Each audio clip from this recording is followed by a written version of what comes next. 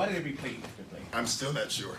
I mean, I'm just not sure. So,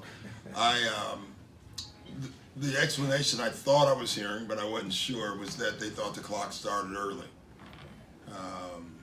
And so I didn't know if they were going to use their own clock and say, even if he got the shot off, that it would count. You know, and my first thing was, well, that's no fair, because once we hear the buzzer, we stop playing. Right. You know, so you can't do that. And then Rodney said, no, that's not going to happen. If that happens, they'll replay the play. Now, the bizarre part for me was, you know, I get if the clock started, you replay the play.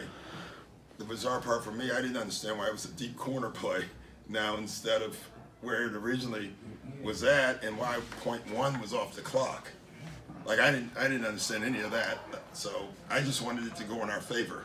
That's all I cared about. So, and it did, you know, I guess at the end. But you know, we defended we defended the real last play very well. The play before that, not very well. You know, it's amazing with all these guys. You still just the mistakes, you know, defensively down the stretch. You know, but I thought we showed a lot of heart tonight. Just you know, Lou was absolutely amazing. I mean, the shot, he was on E, and he steps up and makes a shot. Austin makes a shot after missing a shot.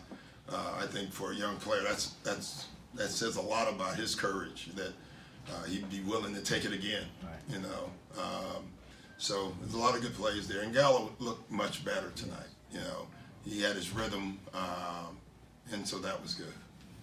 Don, did you plan to play Gallo 36 minutes? Was he still on minutes restriction coming in? No, he was not. You know, at least no one told me he was. Let me put it that way. So, and didn't play Lou 37 either. Does it figure that you finally win a game this way? Yeah, the way things have been going, you know, nothing's going to be easy. It was funny. We talked yesterday and before the game how hard winning a NBA game is. You know, that was basically was my message, that whether you play well or not, winning an NBA game, and I don't think people appreciate it, how hard it is to win one. And I said, when you're struggling, it's easier to lose one because you're thinking about the struggle instead of thinking about winning. It helps when you come in the game thinking about winning the game instead of thinking about losing it and what you've done in the past. So I thought overall we had a pretty good mindset. Beal came in pretty red hot, and obviously you got hot in the second half, but yeah. Was it the holding down in the first half? Yeah, I thought we did a really nice job in the first half with our traps. I thought they made some nice adjustments in the second half.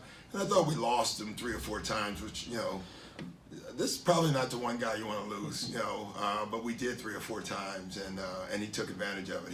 He's playing as well as I've ever seen him play. Right now he has to, you know, he's feeling it, you know, not having Wall on the floor. I mean, obviously we have far more guys off the floor, but he alone is feeling it. You know, it's tough when you have a playmaker like Wall off the floor. Doc, Lou's last 7 or 8 games, he's been phenomenal. Yeah. For all the years you've been in the NBA, can you remember 6 men having this, you know, elongated stretch of just phenomenal performances? Well, I've coached Jamal, so yeah. I've had a good string of 6 men here, and Lou is very similar. Lou is just so efficient. You know, that's what I see with Lou, man. Like, he's just like Jamal in being a professional scorer. Just like Jamal and the other fact that they both started out kind of as point guards, so they can make plays. But I think the biggest thing Lou has done now is, you know, the old scouting reporters don't let him go right, or don't let him go left, don't let him go left, and he's killing people going right now. And so he's really, he has you on skates because you don't want him to go left, but he's going right, you know, and so he has you right now. Coach, I know you just mentioned Lou, but just your bench entirely with just Juwan and Montrezl. The bench won the game for us, you know. Now Lou was part of the bench, so it's easy to say.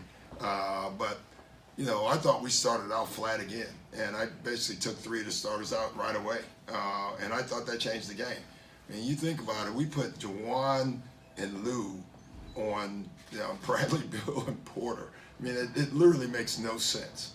But sometimes just energy and playing hard changes the game, and that was what I was looking for, and that's what happened. And then how is Lou as a locker room guy? Oh, he's great. Lou's great. I mean, Lou's so calm. Like, he never gets too excited. Even in the huddle, there was a huddle where there was a bunch of screaming going on. And it's funny, that's why I always stay out of the huddle for the first 10 seconds so they can get it out, and they're still going. And you can see Lou, like, settle down, everyone. We're going to be good. I don't know if he actually meant that, but it sounded great. And that's Lou. But even when he made the shot, he was just walking back like, No. I do this. Yeah, and that's how he feels. Right. You know, and we needed it. So, Thanks, guys. all right, guys, go enjoy dinner.